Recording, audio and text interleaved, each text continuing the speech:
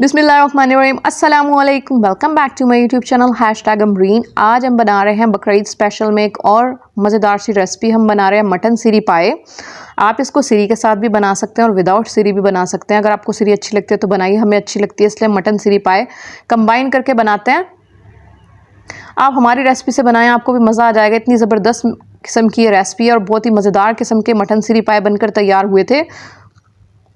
और इसको हम साफ़ करना भी बताएंगे 2 तरीक़ों से कि इसको किस तरह से वॉश किया जाता है और इसके ऊपर जो ब्लड और गंदगी वगैरह लगी होती है उसको किस तरह से साफ़ किया जाता है। तो फिर बनाना शुरू कर लेते हैं। सबसे पहले हम इसको साफ़ करेंगे। इसके लिए मैंने 1 सीरी ली और 4 मैंने मटन के पाए लिए हैं। इसको एक बड़े बर्तन में शिफ्ट कर दिया। इसके बाद इसमें मैंने सिरका शामिल किया, हाफ़ कप वाइट विनीगर जो होता है, और नमक शामिल करेंगे इसमें ½ टीस्पून। और इसमें इतना पानी शामिल करेंगे कि हमारे पाए उसमें अच्छे तरीके से डिप हो जाएँ। इसको ढककर रख देंगे तकरीबन 15 मिनट के लिए, और जो भी इसके अंदर गंदगी ब्लड वगैरह होगा वो इसके अंदर शामिल हो जाएगा इस पानी के अंदर। मिक्स करके इसे ढककर रख देंगे। ये 15 मिनट गुजर चुके हैं। इसका पानी का कलर देखें आप, चेंज हो चुका है। इसके बाद इसको पानी को डिस्कार्ड कर देंगे और पाव को अच्छे तरीके से वॉश कर लेंगे।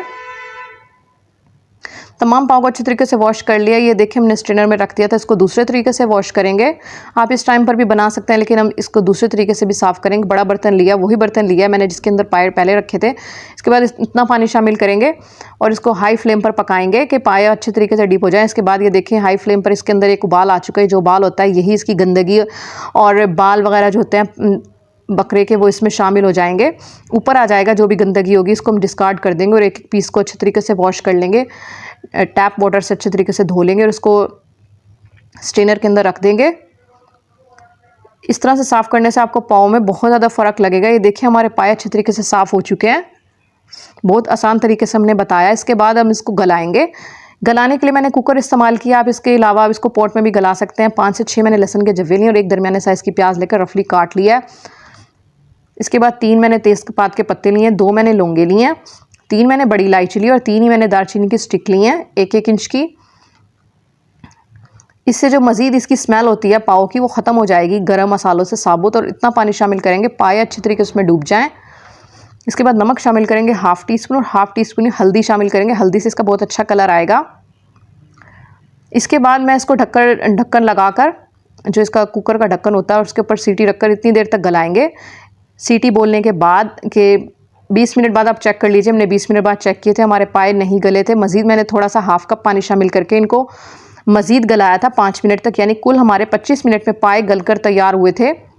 गरम मसाले डिस्कार्ड कर देंगे। पाव को अलग कर लेंगे और इसका स्टॉक अलग कर लेंगे। 1 कप मैंने ऑयल लिया, ऑयल को गर्म कर लिया है। इसका मसाला तैयार करेंगे पाव का।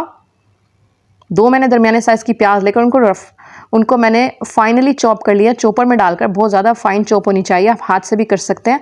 और इसका लाइट गोल्डन कलर होने तक फ्राई करेंगे इसे लो टू मीडियम फ्लेम पर। इसके बाद 4 दरमियाने साइज़ के टमाटर लेकर उनको भी मैंने चॉपर में डालकर चॉप कर लिया।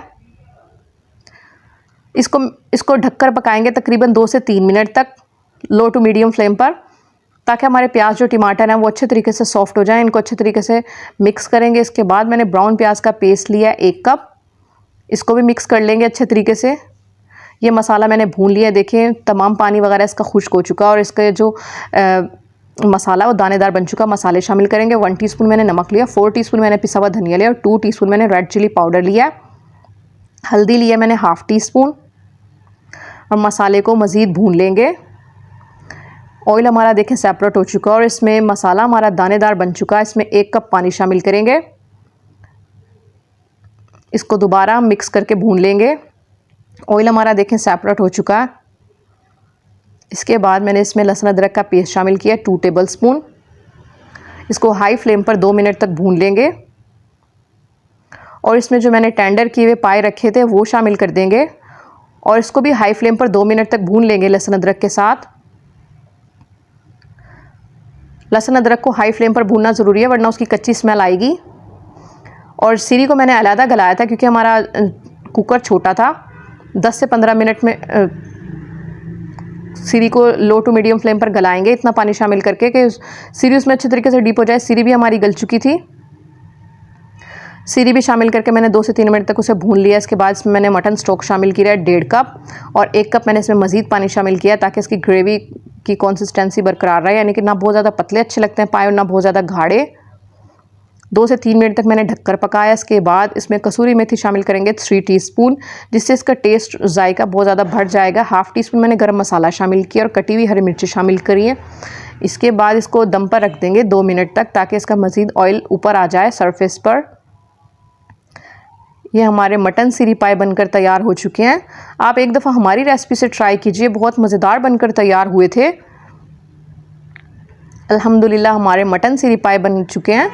इसको हम सर्विंग डिश में निकालेंगे, हरे धनिया से गार्निश करेंगे और लेमन के स्लाइसेस से हमने इसे गार्निश किया, जो कि इसके साथ बहुत मज़ेदार लगते हैं।